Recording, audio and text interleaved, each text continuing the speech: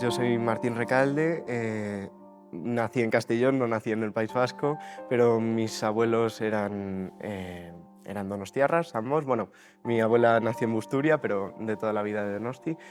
Y fueron, en primer lugar, resistentes contra el franquismo. De hecho, mis dos abuelos pasaron por cárcel y mi abuelo por torturas de Melitón Manzanas. Y también fueron víctimas del terrorismo etarra.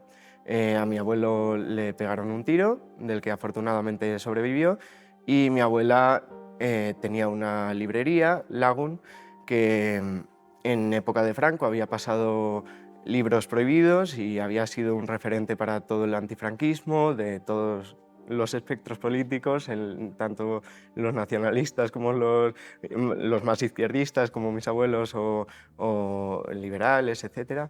Y después, cuando llegó la democracia, en primer lugar los guerrilleros de Cristo Rey y después ETA atentaron asiduamente, sobre todo ETA, los guerrilleros de Cristo Rey solo una vez, contra la librería de mi abuela, pintando los escaparates, rompiendo las cristaleras y también llegado un momento quemando los libros y eso, y tirando pintura encima de ellos. Bueno, a ver, mi abuelo, como he dicho anteriormente, fue una persona contraria al régimen franquista, que se metió en política, que creó el partido El Felipe, con muchos otros amigos intelectuales también vascos y de toda España. Él era abogado, también en la época del franquismo muy concienciado con las causas sociales, con las causas obreras en ese momento, y después, bueno, tuvo una carrera también académica y bueno, también cuando ya llegó la democracia estuvo en el Partido Socialista y fue consejero de Educación y Cultura. En el año 2000, el 14 de septiembre, por su compromiso antinacionalista y antifascista que había tenido tanto en la época de Franco y después en la democracia en contra de ETA, pues le pegaron un tiro. Porque eso es así, ETA mataba a alguien porque pensaba diferente a él. Volviendo un día a casa en Nigueldo, donde aún estamos ahí veraneando y donde nos vemos toda la familia, y donde vivían ellos, por supuesto, vivían en Amezti, una calle que baja, y de repente mi abuela vio una moto yendo en dirección contraria, cosa que era un poco extraño, y estaban bajándose del coche y justo se desmontó de la moto un etarra y le pegó un tiro en la boca, con la suerte de que no le mató. Obviamente le destrozó completamente la boca. Primero, mi padre dice siempre que se salvó porque tenían un perro que empezó a ladrar y entonces el tío se amedrentó y salió por patas. Mi abuela y mi abuelo consiguieron subir a la casa y van a llamar a la ambulancia. Le dice mi abuela: bueno, Ramón, tú estate tranquilo, que nadie se ha muerto de un tiro en la boca. Cosa que, bueno, yo creo que mucha gente se ha muerto de un tiro en la boca. Mi abuelo tuvo la suerte de no morirse de un tiro en la boca, pero sí que le afectó bastante y sí que estuvo a punto de morir. Creo que cuando era niño, la verdad que, a diferencia quizá de otras familias donde era más fácil quizá postergar un poco ese momento de contarle a los niños que a su abuelo o a su abuela o quien sea le han asesinado por eso, yo tenía presente a mis abuelos y yo veía a mi abuelo que hablaba un poco raro, que tenían dos señores al lado siempre. Sí, yo no viví el atentado de mi abuelo, fue un año antes de que yo naciera. De hecho, bueno, pues eso, tus padres siempre dicen: menudo mundo te va a tocar vivir, ¿no? O sea, después de esto. mi padre nunca intentó ocultar el hecho de que mis abuelos habían sido objeto de atentados de ETA y tampoco intentó esconder que habían sido antifranquistas y que por eso a mi abuelo le habían torturado, que habían pasado ambos por la cárcel. Yo creo que cuando uno es niño tampoco entiende hasta la totalidad de eso, pero a mí me ha marcado en el sentido de que yo siempre he estado muy orgulloso de lo que hicieron mis abuelos y en parte también es una especie de tenerlos como referentes de dos luchas que al final eran la misma.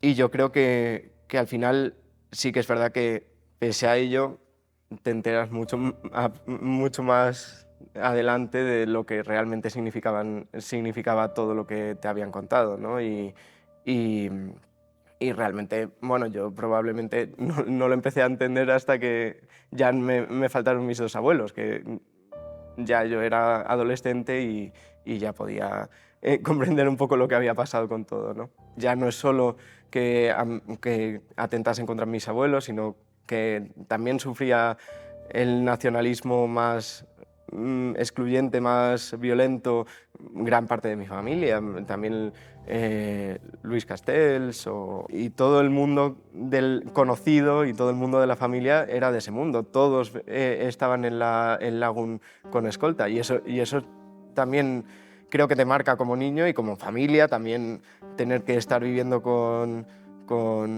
esas precauciones, ya no solo porque tengas que vivir con esas precauciones que también pasaba en otros lugares de España, en Madrid, en donde fuera, sino porque en tu propia casa no te podías sentir seguro, ¿no? Y tú, pues, bueno, mis abuelos se fueron después del atentado muchas veces a la casa de mi bisabuela, que estaba en otro lugar para que no les fichasen tan fácilmente. Luego, de repente, algunos familiares venían a Castellón a pasar unos meses con nosotros y no sabías por qué. Y bueno, ya más a posteriori te das cuenta de por qué, porque están amenazados o lo que sea. Pero sí, bueno, es un constante, ¿no? Y ahora mismo, pues sí, se recuerda a ver, al final se recuerda con cariño porque es tu familiar y no recuerdas tanto, obviamente recuerdas su compromiso político, pero a mi abuelo también le definía muchísimo más y a mi abuela muchísimo más que su compromiso político, aunque eso fuese gran parte de sus vidas.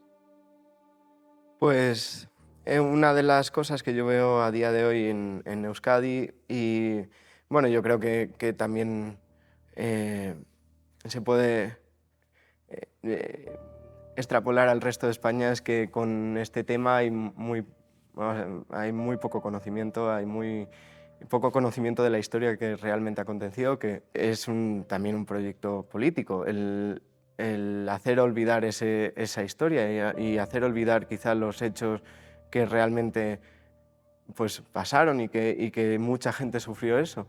Y creo que eso en Euskadi se ve claramente, ver la juventud del País Vasco y dices, pues, ¿cómo puede compatibilizarse una visión completamente sesgada, completamente ahistórica? No tiene nada que ver con lo que pasó, con lo que realmente sabes que pasó porque te pasó en tu familia, ¿no? Y cómo puede ser que una ideología que mató a por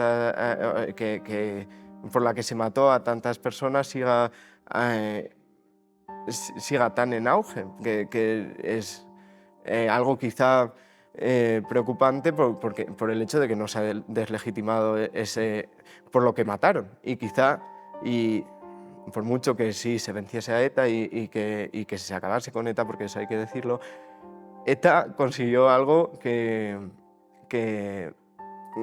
consiguió uno de sus objetivos, que tras su disolución el País Vasco fuese más nacionalista que lo que era antes. Y eso es así.